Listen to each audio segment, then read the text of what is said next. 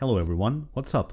In this video I'm going to show you how I applied two-layer chipping to this Horus Heresy Leviathan Dreadnought using two different methods, liquid mask and chipping fluid.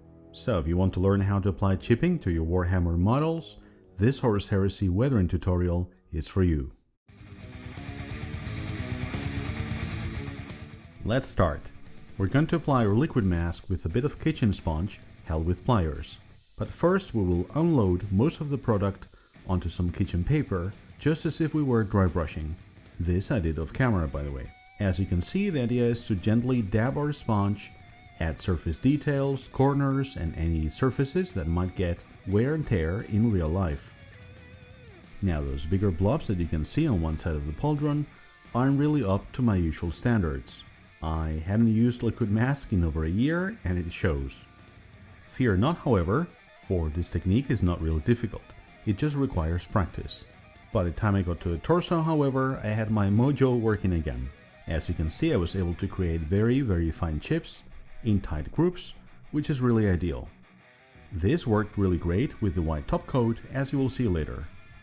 On the legs and crotch area, I wasn't so concerned about having some larger chips, as these areas would be getting more post-shading and blood splatter than the upper parts of the model.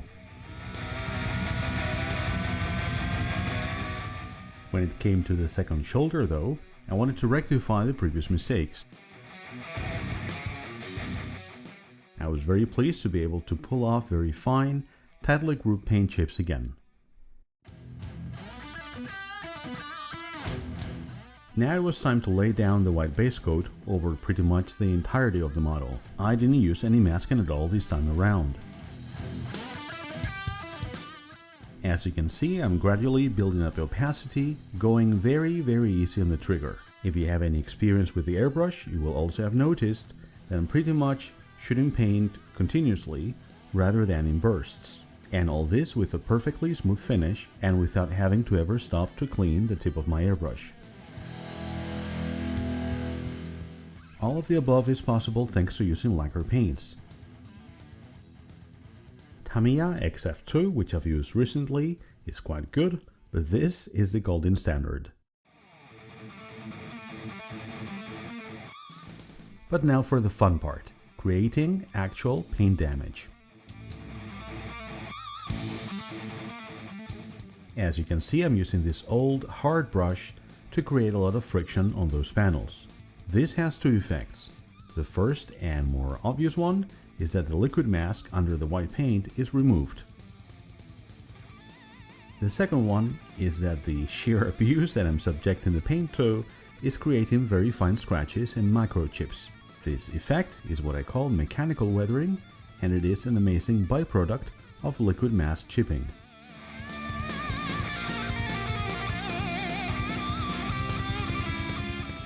The tougher the paint, the better for this. And as a lacquer paint, this AK White is as tough as it gets, which is why I can really go to town. If you could hear the brush, you would be cringing at how hard I actually scrape. Sadly, I had music on whilst doing this, so no can do, sorry. If you're enjoying this video, consider joining the Rest for Terra YouTube membership, which starts at only €0.99 a month. If you join the mid or top tiers, you will also have access to ad-free, members-only videos.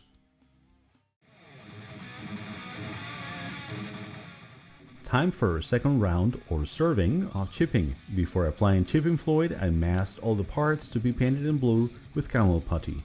Like in my previous project, I went with heavy chipping effects by Ammo, which in retrospect might have been a mistake.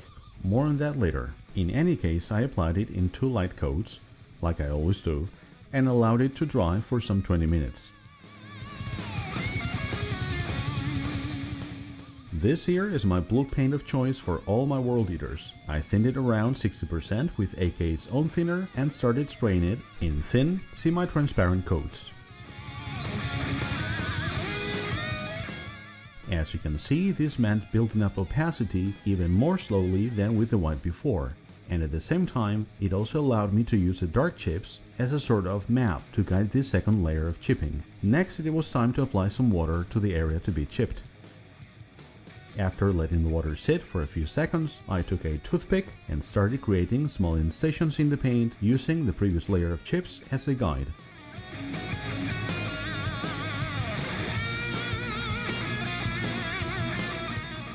As you can see, this method gives you really fine control.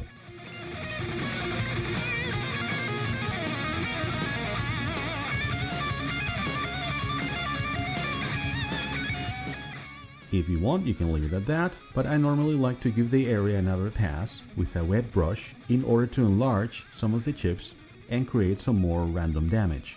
This worked pretty well and I was happy with the results.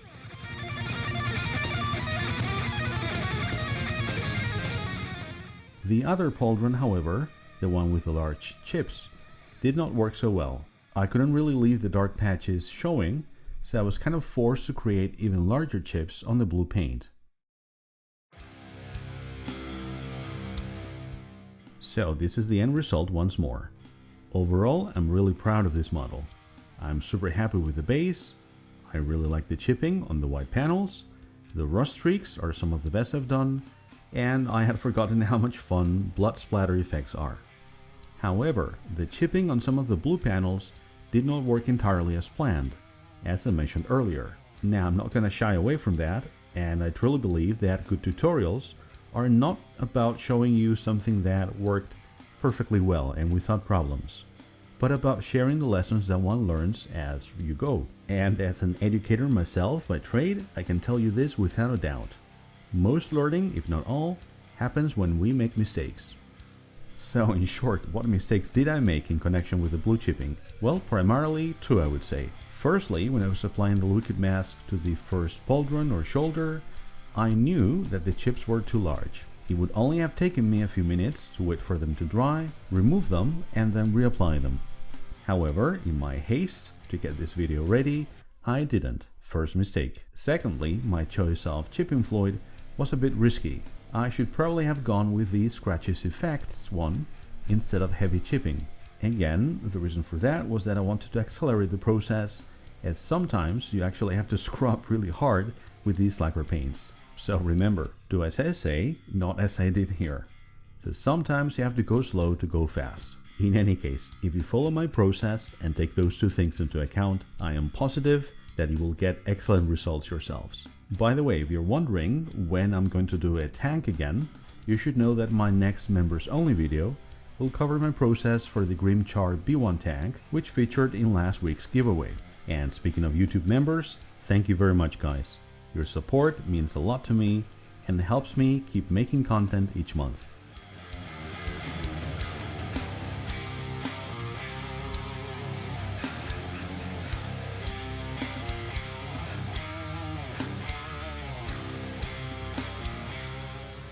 That's all from me for now, folks, but remember, keep it up and weather it out.